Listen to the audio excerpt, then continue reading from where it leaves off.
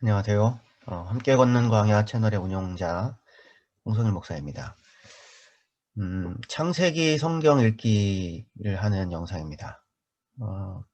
원문 읽기를 중심으로 하긴 하겠지만 그렇다고 무슨 히브리어 강독이나 헬라어 강독 아니고요. 어, 또 설교도 아니고 묵상도 아니고 또 신학적, 철학적 성경 읽기? 이 시대를 살아가는 사람으로서 지금까지 살면서 이렇게 고민하고 또 답을 추구해온 사람의 한 사람으로 함께 걷는 광야라고 하는 채널 제목처럼 질문하고 그리고 그 질문에 대해서 성경이 답하는 내용들을 함께 나누는 그런 형태의 성경 읽기를 하려고 합니다. 창세기인데요. 창세기 책의 이제 이름이 창세기인데 뭐 세상의 창조에 대한 기록이라고 할 수 있겠죠. 영어로는 제너시스고요. 그 헬라어로 한다면 비블로스 게네세우스에서 기원의 책, 게네세우스에서 제너시스가 나오죠. 기원의 책인데 이제 존재, 생명, 태어남, 뭐 시작의 책이라고 할 수 있을 거예요. 히브리어 성경은 베레시트라는 말로 시작됩니다. 태초에라는 말이죠. 그래서 1장에서 우리는 세상의 기원에 대한 이야기를 듣게 되고 2장에서 11장까지 민족들의 기원에 대한 얘기를 들을 수 있을 거예요. 이제 제목을 어떻게 붙이느냐는 사실은 쉽지 않은 이야기인데 이걸 이제 기원이라고 한다면 이제 그렇게 1장에서 세상의 기원, 2장에서 11장까지 민족들의 기원, 그리고 12장에서 50장까지 이스라엘의 기원을 다룬다라고 생각할 수 있을 것입니다. 창세기는 뭐라고 해야 될까요? 창세기가 그리고 있는 세계, 창세기가 상정하고 있는 독자가 누구냐 하는 물음이 되게 중요합니다. 1차적으로 창세기의 독자들은 출애굽하여서 시내산에 모여서 하나님의 말씀을 듣고 하나님과 언약을 맺게 된 이스라엘 백성들입니다. 그러니까 이 기원의 이야기를 어디서 듣는 거냐면 기원의 자리에서 듣는 게 아니고요. 창조가 일어나는 그 시점에 서서 그 시점에 있는 누군가에게 창조 이야기를 들려주는 것이 아니고요. 그 이후 한참 오랜 세월이 지나서 이집트에 종살이 하던 자들, 그런데 하나님께서 그들을 건져내셔서 출애굽 사건이죠. 홍해를 건너고 그리고 이제 시내산에서 율법을 받고 하나님의 말씀을 받고 하나님과 언약을 맺고 그리고 하나님의 언약 백성이 된 그런 이제 이스라엘 백성들에게 대해 그들을 독자로 상정하고 창세기가 이제 기록이 되는 것입니다. 창세기의 마지막은 이스라엘 백성의 이제 선조라고 할 수 있는 이스라엘 야곱과 그 자손들이 어떻게 하여 이집트에 내려와서 살게 되었는가를 다루죠. 그리고 출애굽기는 거기에 이어져서 그 이후의 이야기를 전개시킵니다. 그리고 창세기, 출애굽기, 레위기, 민수기, 신명기에 이르기까지 모압 평지에서 모세가 마지막 이제 고별 설교를 하는 그런 이제 오경이라고 불려지죠. 5권의 책이 이제 하나의 어떤 완결된 체계를 갖추고 있는 것이 오경이고 그 오경의 첫 번째를 여는 책이 창세기예요. 그러니까 독자가 누구냐라고 하는 것을 어떻게 상정하느냐가 이 텍스트가 그리고 있는 창세기가 어떠한 물음에 답하고 있는가, 무슨 이야기를 하려고 하는가 라고 하는 것을 결정하는데 아주 중요한 지침이 되기 때문에 이 사실을 꼭 생각해 보아야 하는 것입니다. 기원에서 기원의 이야기를 하는 게 아니고요. 구원받은 하나님의 백성의 자리에서 자신들을 구원한 하나님은 누구고 어떤 분이고 그리고 왜 우리를 구원하셨으며 무엇을 하려고 하시는가 이런 이제 물음이 있을 수 있겠죠. 그런 물음들은 이제 기원에 대한 어, 그 천착 탐구를 통하여 사실은 확인할 수 있습니다. 왜 우리가 하나님의 백성이 되었는가? 어떻게 하여 하나님의 백성이 되었는가? 조상들 때문인데 하나님은 어찌하여 조상을 부르셨는가? 부르셔서 무엇을 하려고 하시는가? 이런 거죠. 그래서 기원에 대한 물음을 통하여 구원받은 하나님의 백성, 그 광야 길을 가고 있는 하나님의 백성이 자신 스스로의 방향, 삶의 길과 방향을, 목표를 정할 수 있고, 그리고 삶의 과정이, 이 과정이 도대체 무엇을 의미하는지를 확인할 수 있기 때문에 창세기가 상정하는 독자의 어떤 정황에 대한 이해는 되게 중요합니다. 그리고 어떤 의미에서 보면 이제 신약 시대를 살아가는 성도들인 우리들 입장에서 우리도 이집트 종되었던 곳에서 우리도 구원받은 하나님의 백성이죠. 이 땅에서 죄와 사망의 노예로 있다가 구원을 받았습니다. 그리고 언약 백성이 되었죠. 그 하나님의 말씀을 받고 듣고 배우고 이제 그 하나님을 예배하며 하나님의 백성으로서 살아가야 하는 그런 도상에 있지요. 말하자면 광야길을 걷고 있습니다. 그러한 입장에서 우리도 물을 수 있는 겁니다. 우리를 구원한 하나님은 도대체 누군가? 왜 구원하셨는가? 무엇을 하려고 하시는가? 이스라엘과 우리를 그렇게 완전히 동일시할 수 있는가? 이런 이제 신학적인 문제들이 남긴 하겠지만 뭐 그것을 여기서 다 얘기할 수는 없고요. 우리도 그 자리에 서서 성경을 이제 들여다봐야지 성경이 하는 얘기를 제대로 들을 수 있는 거예요.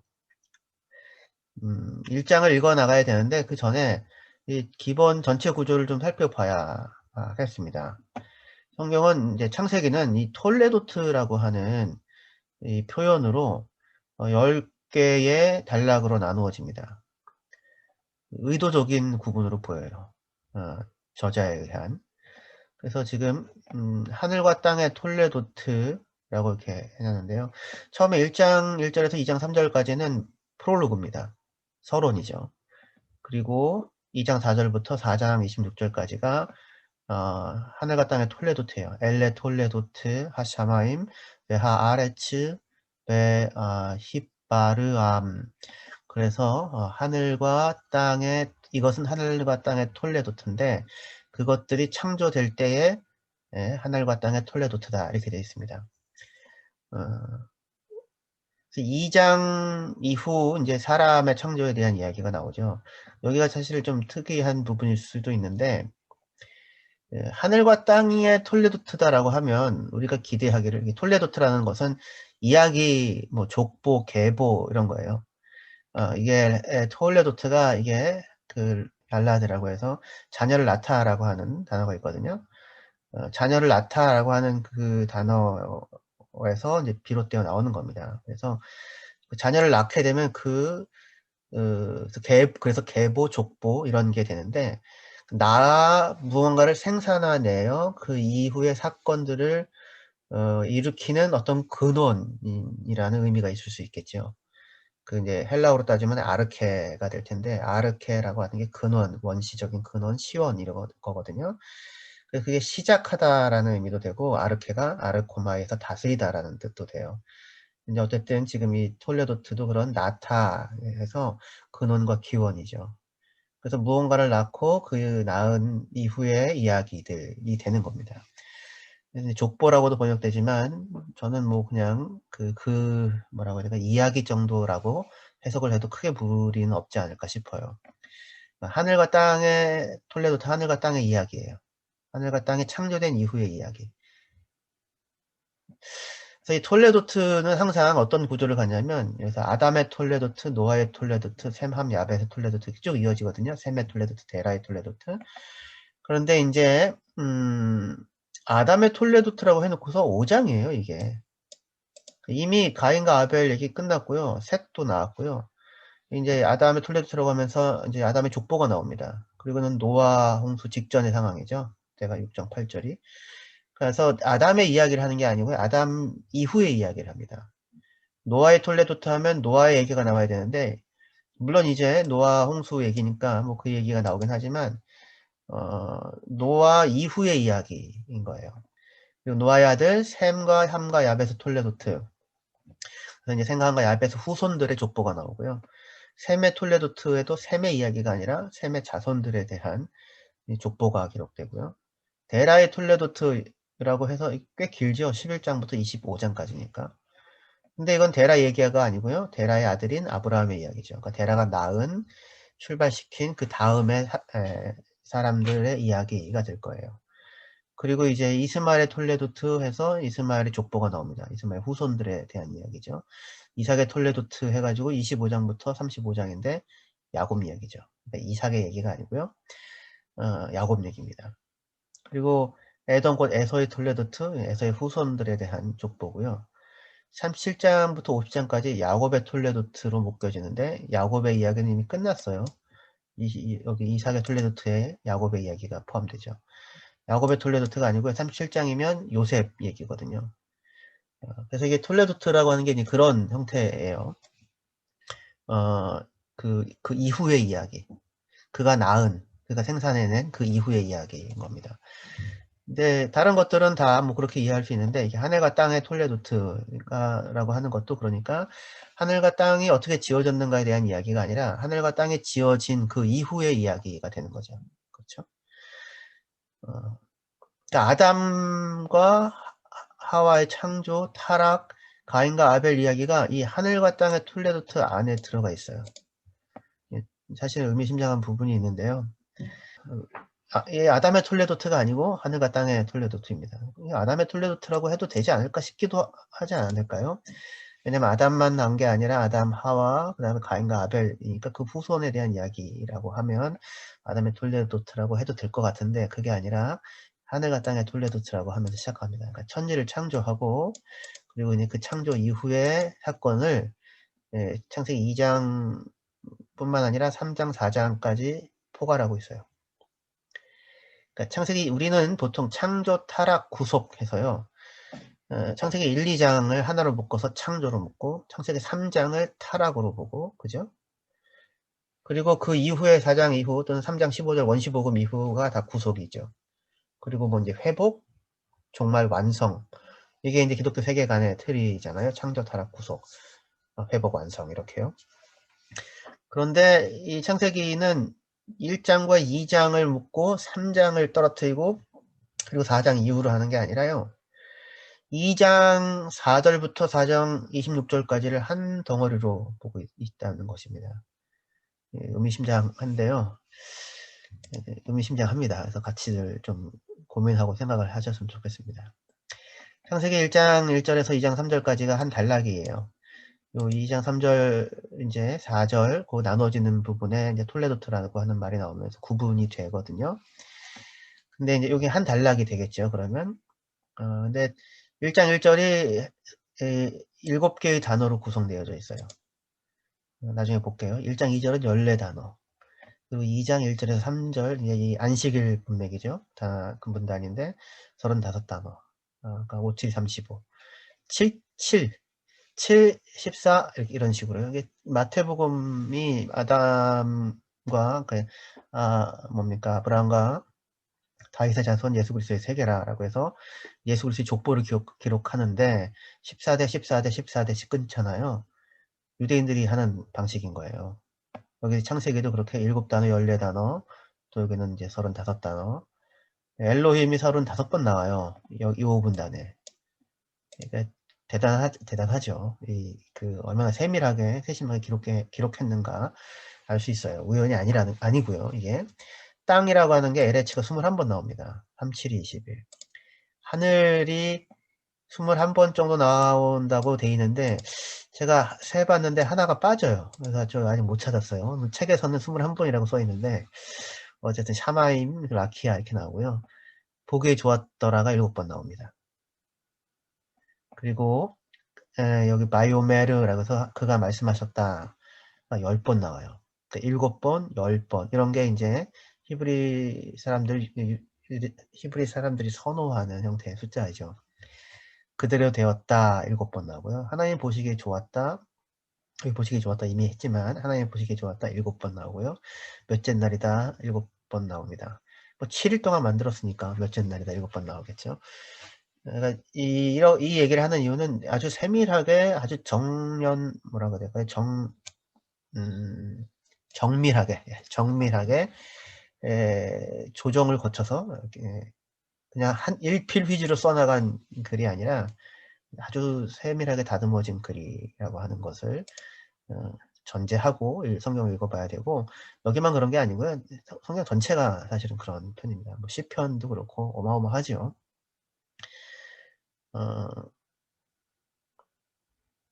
이런 구조, 뭐 창조의 구조는 이제 읽어나가면서 같이 살펴보도록 하고요. 창세기는 오경의 첫 번째 책이다. 그러니까 창세기가 창세기로 끝나는 게 아니고요. 창세기는 신명기까지 가야 끝이 나는 겁니다. 최소한.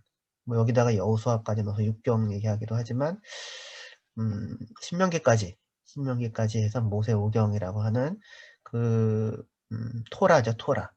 그 토라의 첫 번째 책이라고 생각하셔야 할 겁니다. 그렇게 생각해야 되는 이유가 아까 말씀드린 것처럼 광야길을 걷는 이스라엘 백성들에게, 구원받은 하나님의 백성에게, 그러나 녹록치 않고 쉽지 않은 이 척박한 오늘을 여전히 살아가는 우리들에게 하나님은 누구고 무엇을 원하시며 어떤 방식으로 일하시는가라고 하는 것을 가르쳐주는 게 중요한 책이 될 것입니다.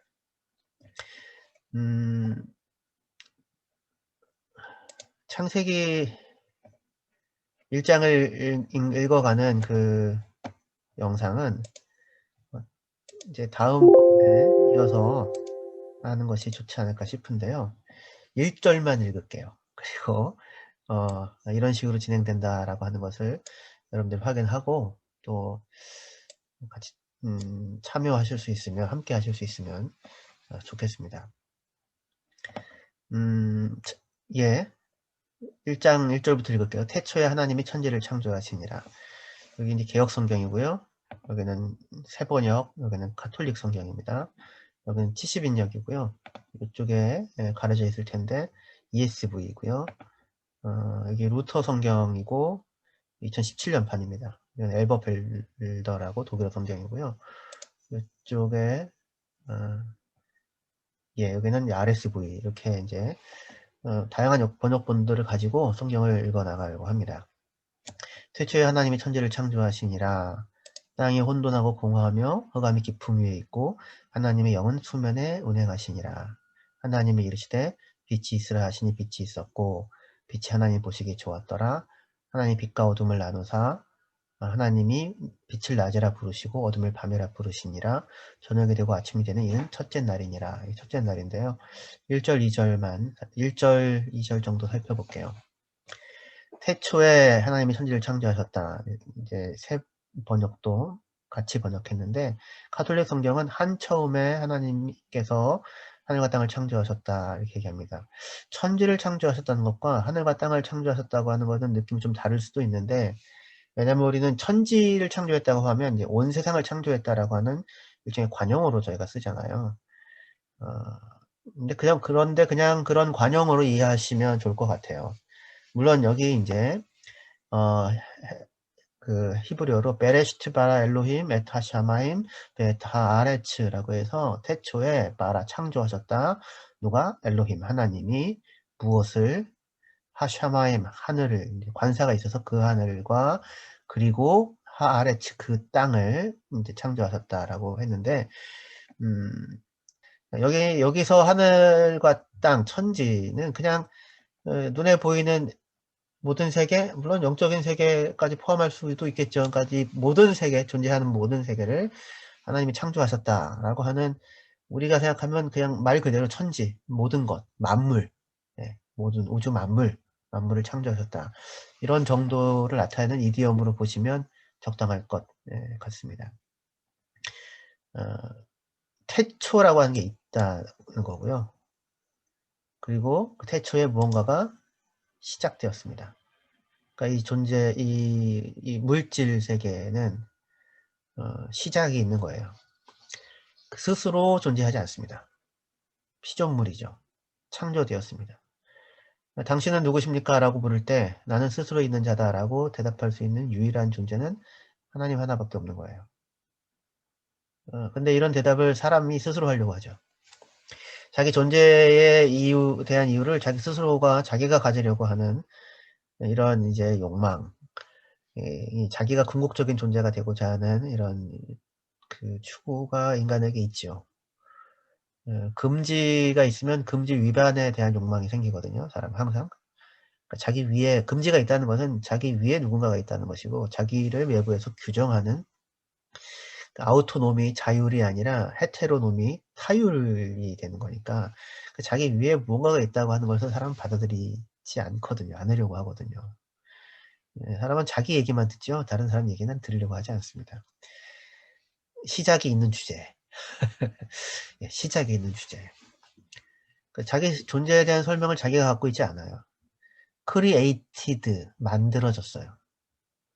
인격체이지만, created person, 인격체이지만 자기의 행동에 대하여 자기가 책임을 져야 하는 그런 존재이긴 하지만 그러나 스스로가 자기 자신을 자기 존재를 만들지 않았습니다.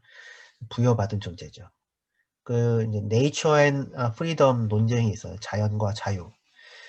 인간은 누구나 자유롭길 원하죠. 하지만 자연이라고 하는 것은 그렇게 주어진 거예요. 철학적인 용어로 소여라고 하는데 요즘에도 쓰는지 모르겠어요. 한자어인데요. 주어진 것인데 네이처죠. 자기의 생김새를 자기가 결정하지 않았잖아요. 부모가 낳았죠. 키, 눈 색깔, 뭐 머리카락에 무슨 수치 많고 적음 내가 결정한 게 아니죠. 그러니까 주어진 자연이 있고요. 그 다음에 그 안에서 그런데 자유를 갈망하게 되죠. 이 자연은 한편 자유를 제한해요. 우리는 숨을 안 쉬면 죽어요. 우리는 팔이 2개만 있고요. 눈도 2개만 있어요. 내가 원한다고 해서 눈이 뒤에 달리지 않아요. 그럴 자유는 없어요. 그러니까 자연은 한편 자유를 제한해요. 하지만 자연이 없으면 자유 자체가 불가능해져요. 왜냐하면 자연이 없다는 건 존재가 없다는 거니까. 존재해야 뭔가를 뭐 가든 말든 이걸 먹을지 저걸 먹을지 선택할 수 있는 자유가 이 소화기관이 있어야 생길 거 아니에요. 그죠? 사람의 소화기관은 철은 못 먹어요. 그럴 자유는 없어요. 너무 많이 먹어도 안 돼요. 너무 많이 먹으면 탈나고 죽을 수도 있죠. 그럴 자유는 없어요. 하지만 자연이 있기 때문에 그것이 허락하는 범위 내에서 선택하고 행동할 수 있는 자유가 비로소 가능해지죠. 자연은 자유를 제한하며 동시에 자유의 가능 조건이 돼요. 이것이 이제 created person이라고 하는 인격체를 나타내는 아주 중요한 설명이에요. 저도 이제 어려서 청소년 시기를 거치면서 내 인생은 나이 것 했어요. 간섭하지 말고 나 하고 싶은 대로 살게 해달라고. 그러다가 이제 고민하다가 인생에는 뭐라고 해야 될까, 뚫을 수 없는 벽 같은 것이 있구나. 그러니까 집에 벽이 있잖아요. 벽이 문은 아니거든요. 그걸 아무리 내가 거기다가 머리를 가서 들이밀어서 부딪힌들 내 머리만 아프고 머리만 깨지지 벽이 문이 되지는 않아요. 그런 벽 같은 바닥 같은 것이 있구나. 그죠? 비트겐슈타인이 하는 유명한 말이 생각하지 말고 보라예요. 생각하지 말고 봐라. 이 거리에는 마지막 집이 있다. 우리 상상과 사유 속에서는 이 거리에 마지막 집에는 있을 수 없다. 왜냐하면 또 지으면 되니까. 라고 생각할 수 있어요. 하지만 실질적으로 슈트라세 거리에 가보면 그 거리에는 끝이 있고 시작이 있고 마지막이 있어요. 첫 번째 집이 있고 마지막 집이 있거든요. 생각하지 말고 보라. 그래서 지금 이제 제 오랜 방황, 물음에 또 물음을 묻는 왜, 하나님이 인간을 만드셨는가, 왜 만드셨는가, 왜 이렇게 만드셨는가, 왜 이런 세상인가, 왜 죄는 허락했는가, 그런 거죠. 이 고통은 도대체 뭔가? 그런 이제 왜라는 무수한 물음을 묻게 됐는데 그 물음이 더 이상 물어질 수 없는 자리가 있는 거예요. 왜에 대한 대답이 더 이상 불가능한. 음, 이 세상에는 시작이 있고요. 그리고 그것을 시작하신 분이 계십니다. 태초에 하나님이 천지를 창조하셨습니다. 왜 창조하셨냐고요? 왜 이렇게 창조하셨냐고요? 이제 하이데거에서 제가 배운 건데요. 대부분의 우리의 왜라는 물음들의 대부분은 잘못 물어진 물음들이다라고 대답을 해요. 이제 왜라고 하는 물음들을 이렇게 묻게 되는데 사실상 제가 인제 하나님에 대한 이제 회의 또는 존재의 삶의 의미에 대한 물음, '하나님이 계셔도 삶은 의미가 없다.' 이런 이제 대답 제가 그런 이제 분노 이런 것들도 많이 갖고 있었거든요. '하나님의 영광을 위해서 왜 내가 하나님의 영광을 위한 존재가 소모품이 되어야 하는데.' 뭐 이런 그런 생각들이 많이 있었었어요. 음 그런데 사실은 '왜 하나님이 천지를 창조하셨는가.'라고 하는 그 물음은 우리가 물을 수 있는 물음이 아니고요. '왜 이따위냐? 왜 이것밖에 안 되느냐?' 하고 물을 수도 없어요. 어 다만 우리는 이 거리가 조성되어져 있는 곳에 이러한 이 환경과 조건과 구조를 가지고 있는 세상 가운데, 그리고 요러한 이 육체적인 한계와 조건을 가지고, 정신적인 한계와 조건을 가지고 태어나서 살아가는 자리에 서서 있는 나를 발견하게 되고, 그리고 그런 나를 빚어 만드신 하나님을 보게 돼요. 그리고 성경을 이제 계속해서 읽어가다 보면 '하나님께서 왜 우리를 창조하셨는가.'라고 하는 것에 대한 대답을 들을 수 있어요. 그거는 사랑하기 때문이에요. 그리고 사랑에는 왜가 없어요. 왜 사랑하는데에 대한 답을 할 수 있으면 그건 사랑이 아니죠. 그거는 이제 구체적인 용도, 목적에 종속되어지는 것이죠. 사랑은 존재 자체가 목적입니다. 그 사람이 그 사람이기 때문에 사랑하는 거죠. 예. 음식을 잘해 주어서 결혼하는 거 아니고, 돈 많이 벌어다 주니까 결혼하는 거 아니잖아요. 사랑에는 이유가 없어요. 세상에는 이유가 없는 게 되게 몇 가지들이 있는데 대표적인 게 사랑이에요. 그리고 거기에다가 이유를 갖다 붙이면 사랑은 오히려 초라해질 거예요. 하나님은 사랑이시라고 성경이 얘기하는데, 하나님은 우리를 창조하셨어요. 우리를 사랑하셔서. 그게 대답이고요. 그리고 그런 의미에서 왜라고 하는 것에 대한 대답이 없어도 괜찮아요. 아니, 오히려 없는 것이 더 큰 영광이에요. 왜냐하면 존재 자체를 사랑하는 거거든요. 무엇을 위하여서가 아니라. 하나님의 영광을 위해 우리를 창조하셨다고, 하나님을 찬송하기 위해서 우리를 창조하셨다고 얘기해요. 근데 그것을 인제 뭐 이 성경 읽기를 계속 해 나가면서 그 얘기를 같이 해 나가게 될 텐데, 그게 우리를 수단과 도구로 만드셨다는 뜻이 아니에요. 하나님은 우리가 하나님의 영광이 되기를 원하시거든요. 하나님의 영광에 우리도 동참하고 참여하길 원하고, 그 영광이란 사랑이고, 그 사랑은 존재 자체에 대한 수용입니다. 예.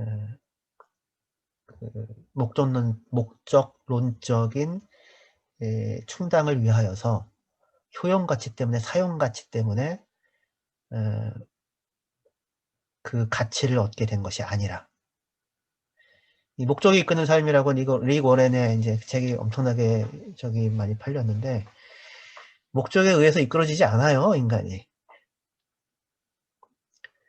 그 목적에 동원되거나 사용되어지지 않습니다. 하나님은 우리를 통하여서 세계와 우주와 역사를 변화시키려고 하시지 않고요. 세계와 우주와 역사를 다 동원하여서라도 우리 한 사람을 하나님과 사랑하며 살아가는 사람으로 세워가기를 원하세요. 그래서 십자가까지 지시죠. 태초에 하나님이 천지를 창조하시니라. 우리는 시작이 있고요. 우리 존재에 대한 설명을 우리 스스로 갖지 못해요. 근데 그 설명이 없어도 내가 누구인지를 알 수 있는 방법이 있어요. 그거는 하나님이 우리를 사랑하신다는 거예요. 그리고 그 사랑 안에서 내가 누구인지가 비로소 확인됩니다. 어 얘기를 이 좀 이야기가 많이 튀인 부분이 있어 보이는데요. 이런 식으로 읽어 나가려고요. 이런 식으로 자연스럽게 편안하게, 예, 중간에 문장이 좀 끊기고 막혀도 이렇게 읽어 나가려고 합니다. 우리는 어 스스로 계시는 하나님, 그리고 사랑이신 하나님의 사랑을 따라 창조되어 이 땅에 있게 되었습니다. 다음 영상에서 이제 2절부터 쭉 읽어 나가서요. 창세기 1장 몇 번에 걸쳐서 읽을지 모르겠지만 조금씩 읽어 나가도록 하겠습니다. 함께 해주셔서 감사합니다.